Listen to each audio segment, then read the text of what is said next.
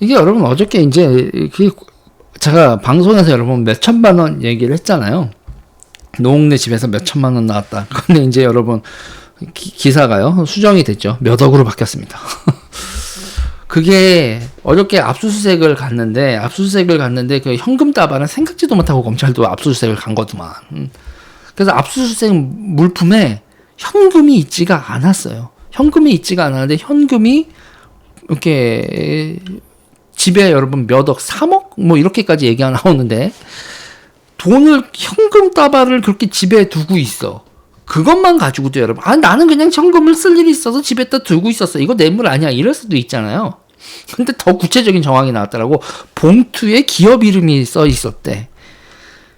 야, 도대체 여러분 기업 이름이 써져 있는 봉투하고 이런 거와 현금을 같이 놔두는 대한민국 현역 의원의 클래스. 그게 지금 얘기가 나오는 게 현재까지 3억이에요. 집에서 발견된 게 3억 얘기가 나오는 거고, 그리고 이제 지금 더 지나고 봐야지 이제 최종 액수 뭐 기타 등등 나올 것 같은데,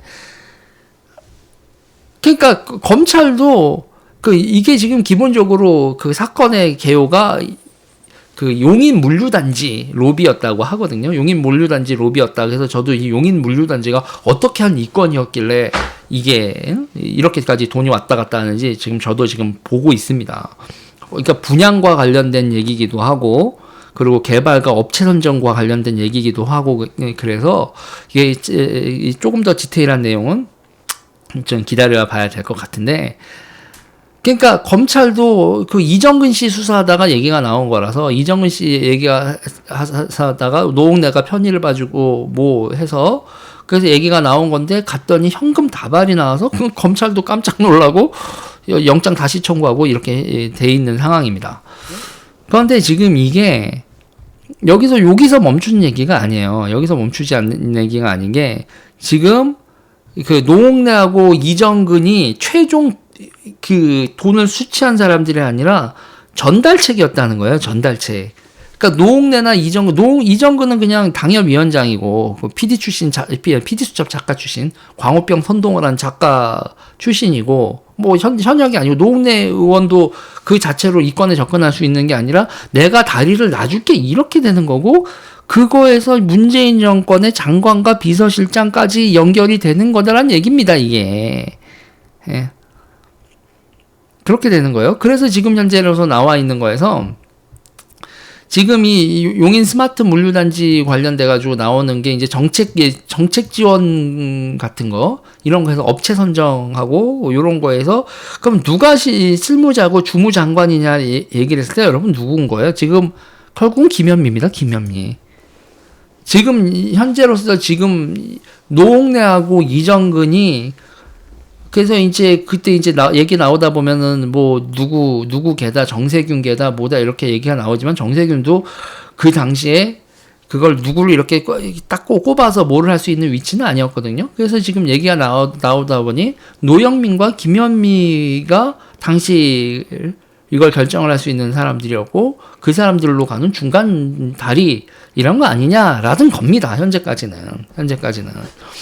그러면 이제 여기서 가서 보면은 이제 보면 여러분 이게 그 일명 속된 말로 이 문파라고 그렇게도 불렸지만, 그러니까 문재인의 친위대로 불렸던, 특히 노영민은 그 찐 오브 찐이거든요.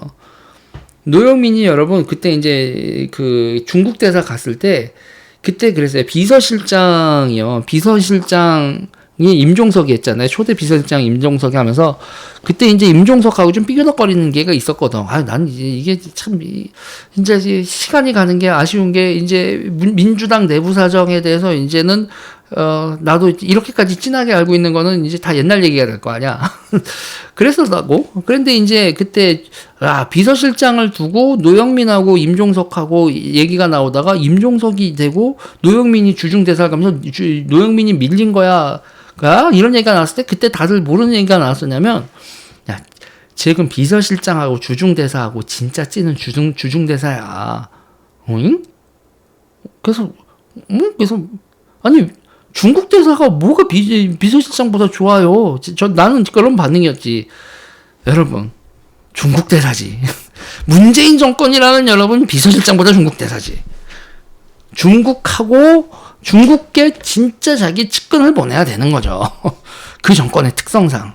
아마 대한민국에서 정권이 교체되고 나서 비서실장 갈래, 중국 대사 갈래 해서 중국 대사가 더 정권에 찐이 가는 거는 문재인 정부가 넌 처음이자 마지막이야?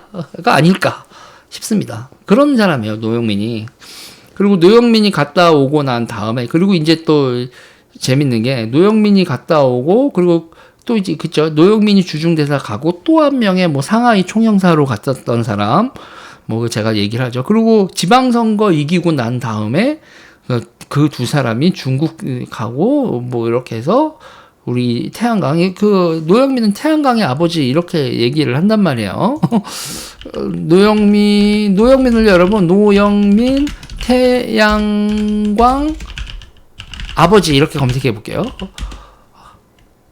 태양광의 아버지가 돌아왔다 이렇게 이 정도의 얘기가 되는. 노영민 비서실장은 누구인가? 이분이 여러분 전기업자예요, 전기업자. 전기 면허도 가지고 계세요. 연대 운동권 하다가 연대 운동권에서도 그렇게 노동운동 뭐 하고 했다고 하지만 그렇게 엄청나게 높은 수준의 인물은 아니었대. 그런데 이제 돈 번 거야. 운동권들 여러분, 운동권이 1990년대로 넘어가면 여러분 빌부터 해야 되잖아. 이거 뭐 이렇게 돈 못 벌고 뭐 이랬는데 자리 잡고 돈 벌면 걔 짱이야. 그러면서 후원금 내면서 자기 조직을 만들어. 노영민이 전기 사업하면서 충북에서 전기 사업하면서 돈 벌어가지고 자기가 단체를 만들고 환경단체를 만들고 그러거든요. 그러다가 환경단체 만들고 그러다가 그 단체 이름으로 2004년에 그걸 한 거죠. 2004년에 이제 국회의원 되고 일면 그 지역 조직 만들고 있는 사람들이 국회의원 일면 탄도지 시대 탄핵정국 이때 이제 정치에 입문을 하게 된 건데 항상 이제 태양광 할 때마다 여러분 전기공사 장난 아니거든. 그러면서 노영민 실장은 항상 이제 태양광을 하면서 중립적인 입장이 아니라 아니 당신이 태양광 공사의 일부분인 전기업자면서 뭘 이러냐 뭐 이렇게 되는데 이 사람이 진짜 그 문재인의 찐 오브 찐이었다고 세상에 별로 잘 익혀지지 않았지만 전해철 노영민 황희 이런 사람들이 진짜 찐 오브 찐 문재인 파입니다. 나머지 사람들은 그러니까 문재인은 대통령이었지만 자기 파가 별로 없었어요. 그냥 이해찬한테 완전 휘둘리고 이해찬 파가 훨씬 더 많았었는데 아무튼 그런 거죠. 그래서 지금 이제 이재명 쪽 파가 이제 작살이 나는 거의 한 가운데에서 지금 용인 물류단지 얘기 나오고 그리고 이정근하고 노웅래가 나오면서 이 고리를 타고 넘어가면서 결국은 노영민, 김현미로 연결이 되고 여러분들이 그렇게 얘기를 원하시는 그거 있잖아요. 문재인 언제 잡아가? 이재명 쪽만 조지는데 문재인 쪽은 언제 조져? 문재인을 조질지 어쩔지는 모르겠지만 노영민과 중국 이런 관계들에 대해서 태양광 사업 이런 것들에 대해서는 조지는 빌드업이 벌어지고 있는 거 아닌가. 빌드업이 굳이 안 해도 이게 수사하다 보면 다 줄줄이 연결돼서 나올 거라고 저는 그렇게 보고 있어요.